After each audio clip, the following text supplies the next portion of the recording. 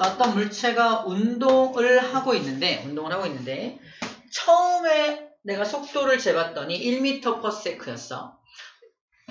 근데 1초가 지난 후에 다시 속도를 재봤더니 2m/s입니다. 또 1초가 지난 후에 다시 속도를 재더니 3m/s야. 속도가 점점 빨라지고 있죠. 이거를 우리가 어떻게 표현하냐면 속도가 점점 더해지고 있다라고 표현할 수 있겠죠. 속도가 더해지고 있어. 그래서 속도가 더해지고 있어 라는 뜻으로 가속도 운동하고 있어 라고 말합니다. 이때 그래서 가짜는 한자어로 더할 가짜를 쓰면 되겠죠. 뭐 이러잖아 이제. 알아 안 쓰는 거 일부러. 더할 가짜. 그래서 더하다, 속도가 더해진다 라는 뜻입니다. 다짜고짜 물어볼게. 야, 속도가 얼마나 더해졌어? 1이야? 2야? 얘를 기준으로 하면 1이 더해진 거고, 얘를 기준으로 하면 처음과 얘를 기준으로 하면 2가 더해진 거죠. 기준이 막 달라지면 안 되죠. 그래서 어떻게 하기로 했다? 단위 시간, 1초라는 시간 동안에 얼마만큼 속도가 빨라져? 이게 가속도를 구하는 방법입니다.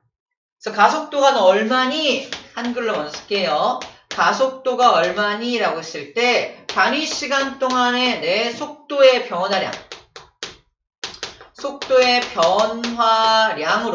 변화량으로 가속도 값을 구합니다. 실제로 구해보면 1초마다 속도가 얼마씩 변합니까?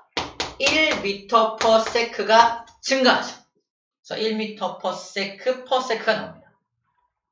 뭔 소리냐면 1초 동안에 1m/s가 증가한 거니까 이거를 다시 쓰면 잘 봐.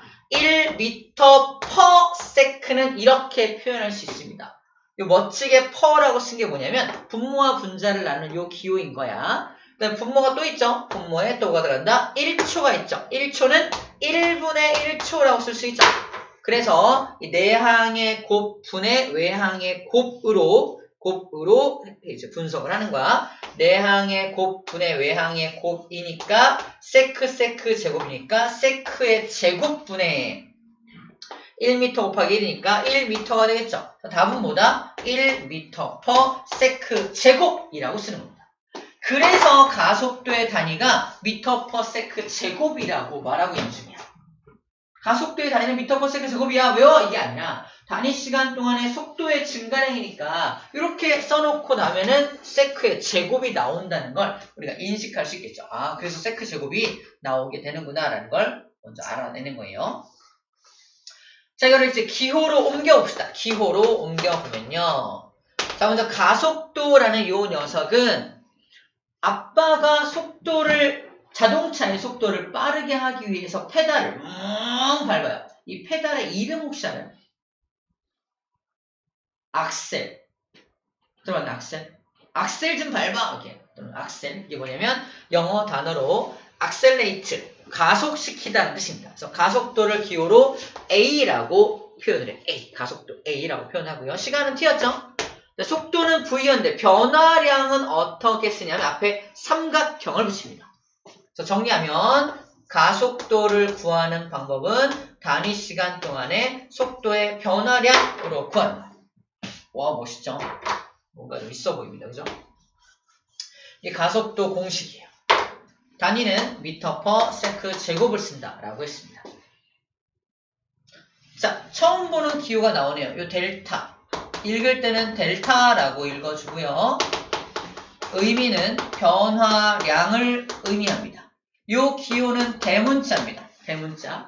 화학에서는 대문자 안 쓰고 소문자를 많이 써요. 이걸 소문자로 바꾼 게 뭐냐면 요렇게 생긴 기호예요. 아직 못 봤죠? 화학 공부하면 나옵니다. 요렇게, 이것도 델타예요. 변화량입니다. 그래서 변화량을 뜻하는 기호가 물리에서 또는 화학에서 이런 기호들이 사용된다는 거 미리 알고 있으면 이제 그런 기호가 딱 나왔을 때 이게 뭐지? 떨지 않고 낯설지 않게 이제 읽어낼 수 있습니다. 자, 미리 얘기할게요. 우리 물리는 뭐냐면 가속도 공식을 제시받았지. 이게 끝이 아니야. 그 공식을 딱 받았으면 오케이! 가속도를 구하는 방법은 단위 시간 동안의 속도 변화량이구만! 이거로 끝나면 안 돼. 그러면 우리가 통상적인 용어로 쪼랩, 쪼랩? 레벨 1. 좀 고난이도의 문제를 풀려면요. 자, 이게 공식이라면, 그러면 이걸 델타 V에 대해서 정리하면 어떻게 돼요? H. 무슨 뜻이야? 자, 0초부터 2초가 지나는 동안 전체 속도 변화량을 구하고 싶어. 속도의 변화량이야. 그때 어떻게 구한다? 그림이 없어. 그림에서 야 1에서 속도 변화가 3이니까 2네 라고 할 수 있겠지. 그림이 있다면. 근데 문제에서 뭘 준다? 가속도를 주고 시간을 줘요. 그래도 둘을 곱하면 속도 변화를 할 수 있어. 아니 속도 변화는 여기서 이거 빼면 속도 변화라며. 즉 속도 변화, 우리가 알고 있는 속도 변화량은 나중 속도를 V라고 표현하고요. 처음 속도를 V0라고 표현해. 나중 거에서 처음 거를 빼면 속도 변화를 구할 수 있는 건 알았어. 그래서 여기서 여기까지 속도 변화가 얼마야? 그러면 여기서 이거 빼면 되잖아. 잘 이해가 안 될까 봐 쌤이 얘기할게요. 아까 했었나? 했었네. 어제 쌤 키가 179였는데 했었죠. 오늘 키는 180이야. 키의 변화량이 얼마라고요? 180에서 179를 빼는 거잖아. 나중 거에 처음 거 빼는 거라고요. 그래서 두 번 했고 좋네. 아무튼 그래서 나중 거에서 처음 거를 빼면 속도, 어떤 변화량을 알 수 있는데 그 변화량을 구할 수 있는 또 다른 방법이 있다는 거야. 나중 속도에서 처음 속도 빼면 변화량이 나오는 건 알겠어. 근데 가속도하고 시간을 곱하면 변화량이 나온다고? 여러분들은 물리학자가 아니죠. 아인슈타인이 아니죠. 이걸 철학적으로 곰곰이 곱씹어 볼 필요가 있다 없다? 전혀 없습니다. 그냥 수학적으로 변형해서 사용할 수 있다라는 거예요. 이해됩니까? 가속도란 맞아. 속도가 더해지는 거였지. 시간, 그 방향성이 없는 그 물리량, 그 둘을 곱한다는 건 무슨 의미지? 이럴 필요 없다고요. 그걸 막 생각하고 그걸 곱한다는 건 무슨, 이걸 철학적으로 생각하는 순간 물리가 겁나 심오하고 어려워지는 거예요. 그럼 물리 못합니다. 물리를 못하는 사람으로 가는 거죠. 전 진정한 물리를 할 거예요. 이러면 안 돼. 우리는 그냥 스킬적으로 물리 문제를 잘 풀어낼 수 있게끔 먼저 해놓고 우리가 위대한 물리학자가 되었을 때 그때 이제 좀 더 이걸 곱하면 왜 그런 의미가 나오는지 그때 분석해 주기 바랍니다. 아시겠죠? 지금부터 분석하지 마. 가속도와 시간을 곱하면 그냥 속도 변화량이 나오지 라고 이걸 분석해 쓰면 돼요. 그럼 또 파생된 공식을 구할 수 있죠. 이게 레벨 3. 이거 시간도 구할 수 있겠는데? 시간 어떻게 구해요?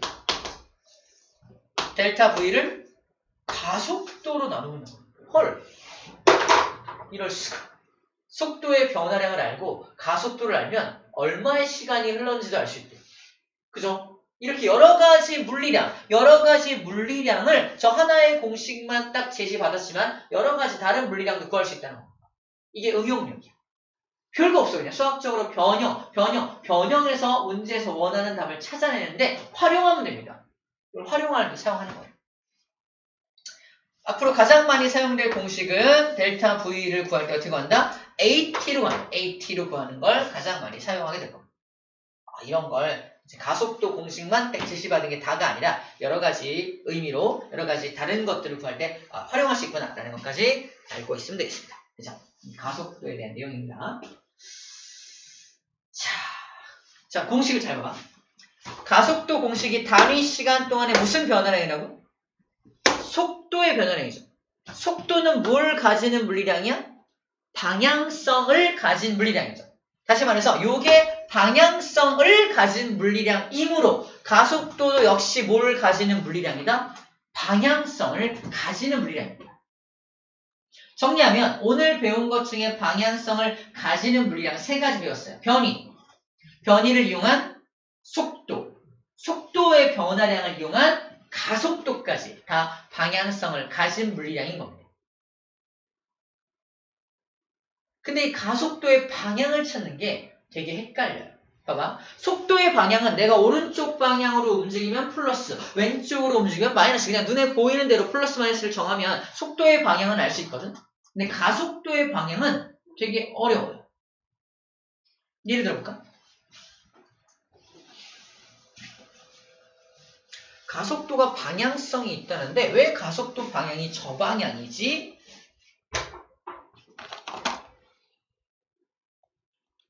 이 그림을 봐봐요.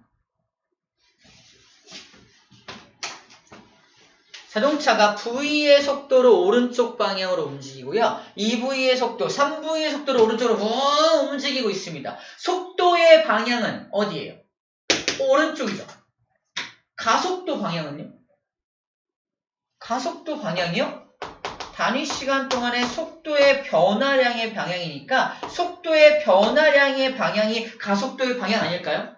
그러니까 속도의 변화량 방향이 어느 방향이에요? 네? 긴데 한 번 더 물어보죠. 속도의 변화량 방향은 어느 방향이지? 나중 속도에서 처음 속도를 뺀 방향이니까 이쪽인가? 답을 보니까 어때요? 오른쪽 방향이래요. 왜지? 이게 언뜻 보이나요? 여기서? 속도의 변화량 방향이 보여? 잘 모르겠죠? 그래서 쉽게 저 가속도의 방향을 찾는 방법을 지금부터 알려줄 거야. 가속도의 방향을 찾을 때, 자, 정리할게, 봐봐. 가속도를 구하는 공식이 단위 시간 동안의 속도 변화량만 있는 건 아닙니다. 바로 뒤에서 배울 건데 좀 미리 땡겨 올게요. 우리 여러분 들어봤을 거예요. F는 MA 들어봤어요? 한 번쯤은 들어본 공식이죠. F는 MA. F는 MA. 이거를 가속도에 대해서 정리해 보세요. 가속도는 M분의 F입니다. 맞아요? F가 뭐죠? 힘, 폴스. 쌤 보면 딱 F가 느껴져요. 포스가 느껴져요. 안 느껴지나? 아무튼 폴스야. 자, F인데 중요한 거 잘 봐. 이게 힌트야, 팁이야. 힘의 방향이 가속도의 방향과 일치합니다. 다시 봐봐. 이 자동차가 V였다가 2V, 3V 계속 속도가 증가하는 이유가 뭐죠? 이 자동차가 어느 방향으로 힘을 받고 있죠? 운동 방향으로 힘을 받고 있으니까 점점 빨라지는 거 아니야? 그치? 힘의 방향이 오른쪽인 걸 알 수 있습니다. 인식 가능해요. 그래서 힘의 방향과 가속도 방향이 일치한다는 걸 알 수 있습니다. 보이나요? 아, 힘의 방향을 찾으면 가속도의 방향도 쉽게 찾을 수 있겠구나라는. 진짜인가? 하나 더 해보자. 오른쪽 봐봐요. 속도가 3V였던 자동차가 점점 속도가 줄어들고 있네요. 자, 오른쪽 요 그래프, 요 자동차는 첫 번째 문제, 속도의 방향은 어느 방향입니까? 속도가 줄어들고 있긴 하지만 방향이 바뀐 건 아니죠. 오른쪽 방향이라고 말해야 됩니다. 그럼 가속도의 방향은 어느 방향이죠?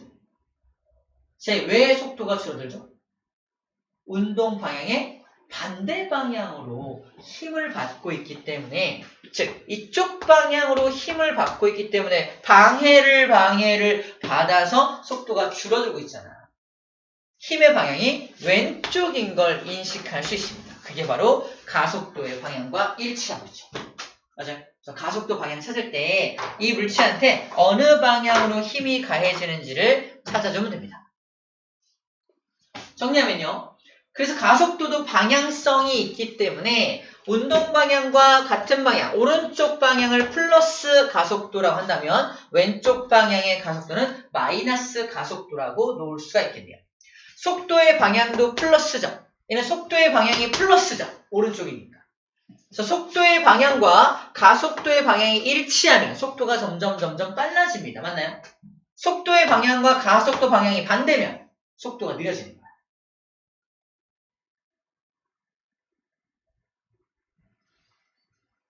근데 만약에 자동차가 오른쪽에서 왼쪽으로 운동하고 있습니다. V, 2V, 3V 점점 빨라지고 있네요. 그죠? 왜 빨라지죠? 왼쪽 방향으로 힘을 받고 있기 때문에. 맞죠? 가속도 방향도 왼쪽이죠. 자, 그럼 해봐. 첫 번째. 이 녀석은 속도의 방향이 왼쪽이죠. 속도의 방향이 왼쪽이니까 왼쪽 우리 마이너스로 정했죠. 속도의 방향은 왼쪽이에요. 가속도의 방향도 왼쪽이죠. 마이너스죠. 속도의 방향과 가속도 방향이 어때요? 같죠? 그래서 속도가 빨라지는 겁니다. 이게 꼭 플러스여야지만 빨라지는 게 아니라 둘 다 같은 방향, 왼쪽 방향으로 마이너스여도 반대 방향으로 빨라지는 거예요. 이해돼요? 그래서 가속도가 마이너스야? 무조건 느려지겠네 이러면 안 돼요. 가속도가 마이너스여도 속도의 방향과 일치한다면 반대 방향으로 속도가 빨라지겠죠. 이해됩니까? 자, 이런 식으로 속도와 가속도 방향을 관계를 보고서 이 물체가 어떻게 앞으로 움직이게 될지를 예측할 수 있습니다. 더 빨라지겠네, 더 느려지겠네 이런 걸 예측할 수가 있는 거예요. 이게 바로 가속도에 대한 내용입니다. 아하, 이게 진짜 가속도구나. 그리고 속도와 가속도의 방향의 관계도 지금 방금 설명을 끝낸 겁니다. 자, 그래프 하나 볼게요. 그래프. 자, X축에 시간이라고 적혀져 있고요. Y축에 속도라고 적혀져 있네요. 그죠? 자, 첫 번째 1번 직관적으로 읽어볼게요. 자, T1이라는 시간에 이 녀석은 속도가 얼마야? V1의 속도로 움직이는 겁니다. T2라는 시간에는 속도 얼마로 움직여? V2로 움직이죠. 빨라졌네요. 그죠? 물리량이 커지고 있으니까 빨라지고 있는 거 맞습니다. 점점 빨라지고 있네. 속도가 점점 빨라지고 있습니다. 직관적으로 읽어준 거예요, 처음에는. 자, 이제 숨어있는 의미를 찾아볼게요. 기울기. 이제는 기울기의 의미를 알 수 있습니다. 시간 속도 그래프에서 기울기는 x분의 y니까 x가 뭐야? 시간이고 y가 뭐죠? 속도의 변화량 보여요. 이게 속도의 변화량이야. 즉, 기울기가 뭐다? 단위 시간 동안 속도의 변화량입니다. 즉 뭐야? 방금 배운 가속도예요. 기울기가 가속도입니다. 그래서 A점부터 B점까지 평균적인 가속도는 요 직선을 그려서 요 기울기를 구하면 평균적인 가속도를 알 수 있다는 거예요. 그래서 왜? 기울기가 가속도니까. 근데 T1이라는 시점의 가속도와 T2라는 그 시점의 가속도, 즉 그 순간의 가속도를 구해라 그러면 곡선의 형태의 그래프니까 그때 접선의 기울기를 구하면 가속도를 비교할 수 있습니다. 누가 더 가속도가 크죠? T2가 가속도가 더 크다는 걸 알 수 있습니다. 왜? 접선의 기울기가 더 크니까. 맞죠? 아, 그렇구나. 그래서 이 직선, AB를 있는 직선의 기울기는 평균 가속도가 되고요. 접선의 기울기는 그 순간들의 순간 가속도가 됩니다. 아하, 그렇구나. 하고 이해할 수가 있습니다. 자, 정리하는 차원으로 다음 장 12쪽에 개념하기 문제가 있어요. 한번 풀어볼게요. 엄청 어렵진 않을 겁니다. 자, 풀릴 거예요. 한번 풀어보자. 자, 안 되는 건 같이 할게요.